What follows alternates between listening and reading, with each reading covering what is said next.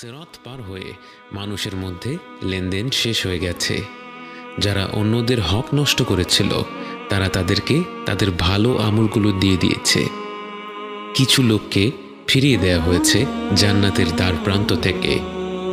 আল্লাহর অশেষ রহমত আপনার সেই পরিণতি হয়নি। পৃথিবীতে যারা আপনার পিঠ পেছনে দু চারটা খারাপ কথা বলেছিল, আপনার দিন পালন নিয়ে হাসি ঠাট্টা করেছিল, আজ সেই মন্তব্যগুলোর জন্য আপনি নিজেকে অত্যন্ত ভাগ্যবান মনে করছেন।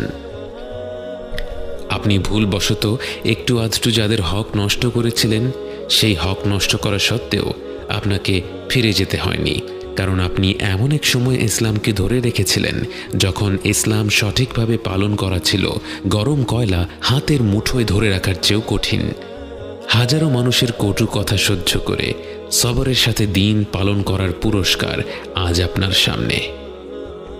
এরপর এক স্বর্গীয় কণ্ঠ আপনাকে উদ্দেশ্য করে বলে, يا أيتها النفس المطمئنة ارجعي إلى ربك راضية مرضية فادخلي في عبادي وادخلي جنتي।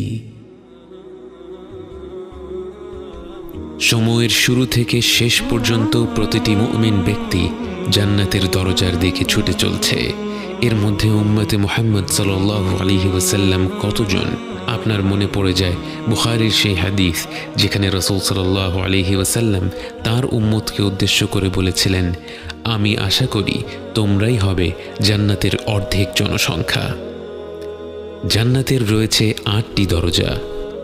বাবুস সালাহ খুলে দেয়া হবে তাদের জন্য যারা তাদের সালাত ঠিকভাবে আদায় করত। বাবুল জিহাদ খুলে দেয়া হবে মুজাহিদিনদের জন্য। বাবুস সাদাকাহ খুলে দেয়া হবে যারা বেশি বেশি দান সাদাকা করত। আর রাইয়ান হবে তাদের জন্য যারা বেশি বেশি রোজা রাখত। আল আইমান হবে যারা হিসেব ছাড়া জান্নাতে প্রবেশ করবে তাদের জন্য। আল কাযিমিন আল গায়ব হবে যারা নিজেদের রাগ নিয়ন্ত্রণ করত এবং অন্যদের ক্ষমা করে দিত। এছাড়াও হজ পালনকারীদের জন্য থাকছে বাবুল হজ এবং ঘন ঘন আল্লাহকে স্মরণকারীদের জন্য থাকবে বাবুল যিকর। কারো কারো জন্য জান্নাতের একটি দরজা খোলা থাকবে, কারো কারো জন্য একাধিক দরজা খোলা থাকবে, কারো কারো জন্য জান্নাতের সব কটি দরজা খোলা থাকবে। আল্লাহ যেন আমাদের জন্য জান্নাতের প্রতিটি দরজা উন্মুক্ত করে দেন। আপনি জান্নাতের একটি দরজার দ্বার প্রান্তে, কিন্তু একে আপনি দরজাই বা বলেন কি করে? এ এত প্রকাণ্ড এক প্রবেশ পথ যে এর দুপাশ কোথায় গিয়ে শেষ হয় চোখে দেখা যায় না। মুসলিম হাদিসে বর্ণিত আছে, রাসূল সাল্লাল্লাহু আলাইহি ওয়াসাল্লাম বলেছেন, জান্নাতের দরজার এক পাশ থেকে আরেক পাশ হলো 40 বছরের যাত্রা। জান্নাতের দরজা খুলে দেওয়ার জন্য এগিয়ে আসবেন স্বয়ং রাসূল সাল্লাল্লাহু আলাইহি ওয়াসাল্লাম। জান্নাতের রক্ষী ফেরেশতারা তার পরিচয় জানতে চাইবে। তিনি বলবেন, আমি মুহাম্মদ সাল্লাল্লাহু আলাইহি ওয়াসাল্লাম। তখন তাকে বলা হবে, আপনি সেই ব্যক্তি যিনি না আসা পর্যন্ত আমাদের জান্নাতের দরজা খুলে দিতে বারণ করা হয়েছিল। অতঃপর জান্নাতের দুয়ার খুলে দেয়া হলো। এক অদ্ভুত আলো আপনাদের বরণ করে নিল। অগণিত ফেরেশতারা আপনাদের স্বাগত জানানোর জন্য এগিয়ে আসলো। আপনারা প্রবেশ করা মাত্র তারা বলে উঠল, সালামুন আলাইকুম, সালামুন আলাইকুম, আপনাদের উপর শান্তি বর্ষিত হোক। জান্নাতে অগণিত মুমিন বান্দা প্রবেশ করার পর আপনাদের স্বাগত জানানোর জন্য পরিবেশন করা হলো একটি বিশেষ পানীয়। ويسقون فيها كأسا كان مزاجها زنجبيلا عينا فيها تسمى سلسبيلا। শেষ পানি পান করেছিলেন হাউদে কাউসারে। তখন চিরকালের জন্য আপনার তৃষ্ণা মিটে গিয়েছিল। কোনো প্রকার তৃষ্ণা না থাকা সত্ত্বেও জান্নাতের এই পানীয় পান করে এতটা তৃপ্তি অনুভব করবেন তা আপনি কল্পনাও করেননি। সেই অনুভূতিটি প্রকাশ করা সম্ভব নয়। হয়তো এখন থেকে যেসব অভিজ্ঞতা হবে তার কোনোটি বর্ণনা করা সম্ভব নয়। তাও একটা হালকা ধারণা দেওয়ার চেষ্টা করা যাক। আপনার চারপাশের প্রতিটি মুখ উজ্জ্বল, প্রতিটি মুখ হাস্যোজ্জ্বল। কারো অন্তরে একটি ফোঁটাও মন্দ অনুভূতি নেই। কোনো হিংসা বিদ্বেষ নেই, কোনো আফসোস নেই, কোনো দুঃখ বেদনা নেই। সবাই সবার সুখ দেখে আনন্দিত, সবার মধ্যে এক আশ্চর্য রকমের ভ্রাতৃত্ববোধ কাজ করছে। একে একে নাম ডাকা হবে, সেই অনুযায়ী মুমিন ব্যক্তিরা জান্নাতে প্রবেশ করবে। জান্নাতের সেই অপেক্ষার স্থানে আপনি কতটুকু সময় কাটালেন আপনার জানা নেই। এখানে অপেক্ষা করার সময় আপনার মনে কোনো অস্থিরতা নেই। আপনি বাকি অপেক্ষারত মুমিনদের সাথে হাসি আর আনন্দে সময় কাটাচ্ছেন। অবশেষে আপনার নাম ডাকা হলো। পৃথিবীতে আপনাকে যত ভালো ভালো নামে মানুষ ডেকেছিল, সেই ভালো ভালো নামগুলো ডেকে আপনাকে জান্নাতের ভেতরে স্বাগত জানানো হলো। জান্নাতে প্রবেশ করা মাত্র আপনার অন্তরই যেন আপনাকে বলতে লাগলো আপনার আবাস কোথায়। রাসূল সাল্লাল্লাহু আলাইহি ওয়াসাল্লাম বলেন, প্রত্যেক ব্যক্তি দুনিয়াতে তার ঘর যত ভালোভাবে চিনত, তার চেয়েও ভালোভাবে তার জান্নাতের ঘর চিনবে। আপনি দ্রুত এগিয়ে যাচ্ছেন আপনার ঘরের দিকে, কাউকে কিছু জিজ্ঞেস করতে হচ্ছে না। সেদিকে যেতে যেতে আশেপাশে যা দেখছেন, আপনার কান যা শুনছে, যা কিছু সুবাস নাকে আসছে, সব কিছুই আপনাকে অভিভূত করছে। অবশেষে আপনি পৌঁছে গেলেন আপনার ঘরে। আপনার অন্তর আপনাকে বলছে এটাই আপনার ঘর। কিন্তু একে তো রাজপ্রাসাদ বললেও কম হবে। স্বর্ণ আর রূপা দিয়ে নির্মিত এক বৃহৎ ভবন আপনার জন্য অপেক্ষা করছে, যার স্থাপত্য শৈলী বাকরুদ্ধকর। প্রতিটি কোণে কোণে যার নৈপুণ্য, যার নিচে খেলা করছে স্বচ্ছ প্রবাহমান নদী, যে পানির শব্দে অন্তর জুড়িয়ে যায়। চারিপাশে ঘন সবুজ, আল্লাহর প্রশংসা বাণী থেকে জন্ম নেয়া হাজারো গাছে ছেয়ে আছে আপনার ঘর। জান্নাতে প্রবেশ করা শেষ ব্যক্তিকে দেয়া হবে এমন এক রাজ্য যা গোটা পৃথিবীর চেয়ে 10 গুণ বেশি। একবার চোখ বন্ধ করে কল্পনা করুন, একটি প্রাসাদ নয়, একটি শহর নয়, একটি দেশ নয়, একটি মহাদেশ নয়, গোটা পৃথিবীর সমান এক সাম্রাজ্য, এবং তার সাথে যোগ করা হলো আরও একটি পৃথিবী এবং আরও একটা, এবং এভাবে করে 10টি পৃথিবীর সমান আপনার রাজ্য। এবং তা হচ্ছে জান্নাতের সবচেয়ে ছোট পুরস্কার। এবং তা তো হচ্ছে পরিমাণের দিক থেকে। মানের দিক থেকে তাকে যা দেয়া হবে তা তো পৃথিবীর কোনো নিয়ামতের সাথেই তুলনা করা যায় না। আপনি আপনার ঘরের দিকে এগিয়ে যাচ্ছেন। আপনার এই রাজ্য পৃথিবীর কত গুণ বেশি বড় আপনার জানা নেই, কিন্তু যেদিকে দুচোখ যায় বিস্ময়কর সব দৃশ্য আপনার মন ভুলিয়ে দেয়। কিন্তু হঠাৎ আপনি থমকে দাঁড়ান। সময় যেন থেমে দাঁড়ালো। স্বর্গীয় এই জগতের সব দৃশ্য যেন মলিন হয়ে পড়ল। আপনার চোখ পড়ল আরেক জোড়া চোখের ওপর। আপনি ভাষা হারিয়ে ফেলেছেন। আপনি ফিরে গেলেন বহু বছর আগের দুনিয়ার সেই জীবনে। মায়া ভরা দুটি চোখের দিকে তাকিয়ে আছেন। প্রথমবারের মতো মন ভরে দেখছেন আপনার জীবন সঙ্গীকে। অজানা সব অনুভূতির ঢেউয়ে ভেসে যায় আপনার হৃদয়। অনেক স্বপ্ন আঁকছেন মনে মনে। চূড়ান্ত স্বপ্ন একটাই, একসাথে জান্নাতে যাওয়া, অনন্তকালের জীবনের সঙ্গী হওয়া। চোখের পলক পড়ল, ফিরে এলেন বর্তমানে। আপনি চেয়ে আছেন সেই অতি পরিচিত চেহারাটার দিকে, কিন্তু সেই চেহারা তো আর আগের মতো নেই। সৃষ্টির সব সৌন্দর্যই তো মনে হয় আল্লাহ তার ভেতরেই গেঁথে দিয়েছেন। আপনি চেয়ে আছেন আপনার স্ত্রীর দিকে, উনি চেয়ে আছেন আপনার দিকে। প্রবাহমান নদীর ছলছল শব্দ আর পাখির গুঞ্জন ছাড়া আর কোনো শব্দের প্রয়োজন হচ্ছে না। কোনো কোনো উলামারা বলেন, জান্নাতে যখন স্বামী স্ত্রী একে অপরকে প্রথমবারের মতো দেখবে, তারা একে অপরের দিকে মুগ্ধ হয়ে চেয়ে থাকবে 40 বছর।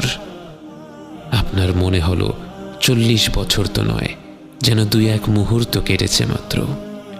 যতই দেখছেন ততই মন ভরে যাচ্ছে, আবার মনে হচ্ছে এখনো মন ভরেনি। আপনি আর আপনার জীবন সঙ্গী, অনন্তকালের জীবন সঙ্গী, যার সাথে এখন আর কোনো কথা কাটাকাটির সুযোগ নেই, যিনি আপনার কোনো কাজে আর বিরক্ত হবেন না, যার সাথে এখন হবে ভালোবাসার সম্পর্ক, যা দিন দিন কমবে না বরং বেড়েই চলবে। সেই ভালোবাসার মানুষটাকে নিয়ে আপনি ঘুরে দেখতে লাগলেন আপনাদের জান্নাতের আবাস। উপরে আকাশমণ্ডলী ভরা উজ্জ্বল নক্ষত্রের ন্যায় কি যেন জ্বলজ্বল করছে। আপনারা বুঝতে পারেন তারা হচ্ছেন জান্নাতের আরও ওপরের স্তরের জান্নাতবাসীরা। কিন্তু আপনার মনে কোনো আফসোস নেই, আপনার মনে কোনো হিংসা নেই, আপনার অন্তর ভর্তি কৃতজ্ঞতা। আর যারা আপনার চেয়েও বেশি কিছু পেয়েছে তাদের প্রতি সম্মান ও ভালোবাসা।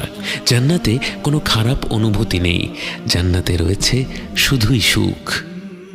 আপনি আপনার প্রাসাদের ভেতরে গেলেন, সেখানে দেখলেন فيها عين جارية فيها سرر مرفوعة وأكواب موضوعة ونمارق مصفوفة وزرابي مبثوثة متكئين فيها على الأرائك لا يرون فيها شمسا ولا زمهريرا ودانية عليهم ظلالها وذللت قطوفها تذليلا ويطاف عليهم بآنية من فضة وأكواب كانت قوارير من فضة قدروها تقديرا। আপনি হেলান দিয়ে বিশ্রাম নিচ্ছেন সম্মানিত আসনে বসে। স্বর্গীয় ফল ফলাদি আপনার হাতের নাগালে। মনোহর পাত্রে হরেক রকমের পানীয় পরিবেশন করছে হাস্যোজ্জ্বল চিরতরুণেরা, যাদের দেখে ছড়িয়ে থাকা মুক্তোর মতো মনে হচ্ছে। প্রতিটি মুহূর্ত আপনি তৃপ্তি ভরে আস্বাদন করছেন। এখানে কোনো তাড়াহুড়ো নেই। হয়তো মাসখানেক কেটে গেল বিভিন্ন ধরনের খাবার ও পানীয় উপভোগ করতে করতে। হয়তো বছর খানেক কেটে গেল আপনার স্ত্রীর সাথে গল্প করতে করতে। হয়তো একে অপরকে বলছেন কেমন ছিল মৃত্যুর পরের যাত্রা, কি কি ঘটেছিল। হয়তো ফিরে দেখছেন জীবনের সেই ক্ষুদ্র সময়টা যখন আপনারা একসাথে ছিলেন এবং আগ্রহ নিয়ে আলোচনা করছেন কেমন হবে আপনাদের অনন্তকালের যাত্রাটি। স্বর্গীয় খাবারের পাশাপাশি আপনার জন্য রয়েছে পবিত্র হুর, যাদের সম্পর্কে আল্লাহ তাআলা বলেন فيهن خيرات حسان فبأي آلاء ربكما تكذبان حور مقصورات في الخيام فبأي آلاء ربكما تكذبان لم يطمثهن إنس قبلهم ولا جان فبأي آلاء ربكما تكذبان متكئين على رفرف خضر وعبقري حسان فبأي آلاء ربكما تكذبان تبارك اسم ربك ذي الجلال والإكرام। যদিও দুনিয়ার জীবনে এমন একটি নিয়ামতের কথা শুনলে আমাদের মনে নানা প্রশ্ন জাগে। জান্নাতে কোনো খারাপ অনুভূতি নেই। আপনি ফল ফলাদি উপভোগ করলে যেমন আপনার স্ত্রীর সে ব্যাপারে কোনো আপত্তি থাকবে না, আপনি হুরদের সঙ্গ উপভোগ করলেও আপনার স্ত্রীর সে ব্যাপারে কোনো আপত্তি থাকবে না। এবং তিনিও আল্লাহর কাছ থেকে যা যা অজস্র নিয়ামত পাবেন সেগুলো যেমনই হোক না কেন আপনার সেগুলোর ব্যাপারে কোনো আপত্তি থাকবে না।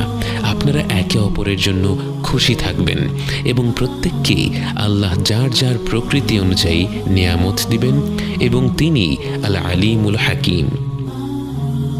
কিন্তু জান্নাতের পুরোটা সময় তো আপনি শুধু আপনার আবাসেই কাটিয়ে দেবেন না। জান্নাতবাসীরা একে অপরের সাথে দেখা করবে, গল্প করবে, আনন্দ করবে। আপনি দেখা করতে গেলেন আপনার বাবা মায়ের সাথে, আপনার দাদা দাদি, নানা নানির সাথে।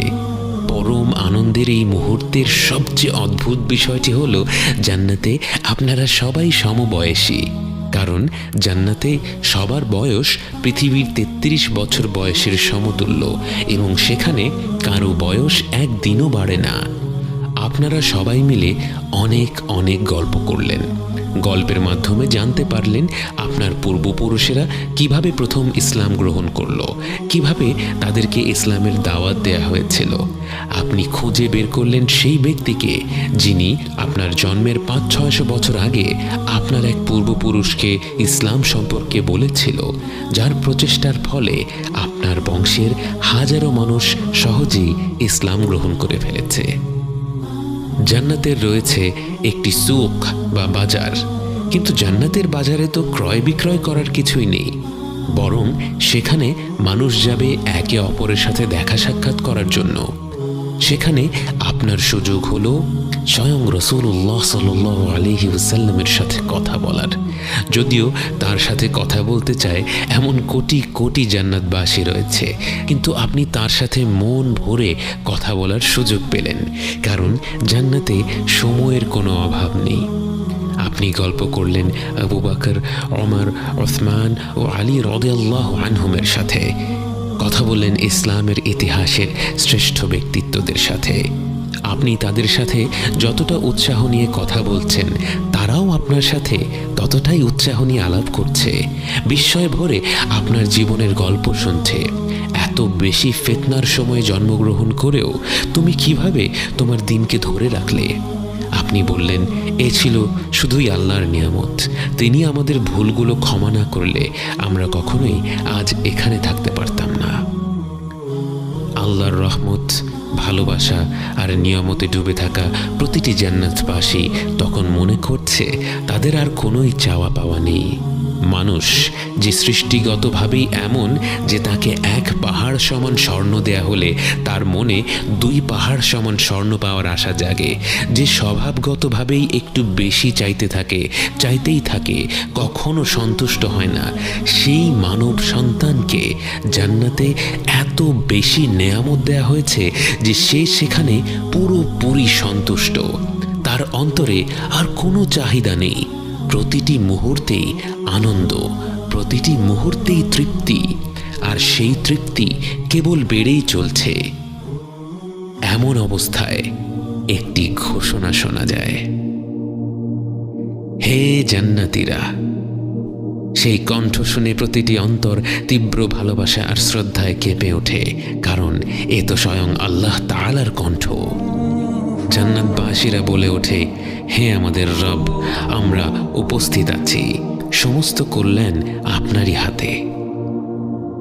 আল্লাহ তখন জিজ্ঞেস করবেন, তোমরা কি সন্তুষ্ট? সবাই বলে ওঠে, হে আমাদের রব, আমরা কেন সন্তুষ্ট হব না? আপনি আমাদের এমন সব জিনিস দিয়েছেন যা আপনার সৃষ্টি জগতের অন্য কাউকে দেননি।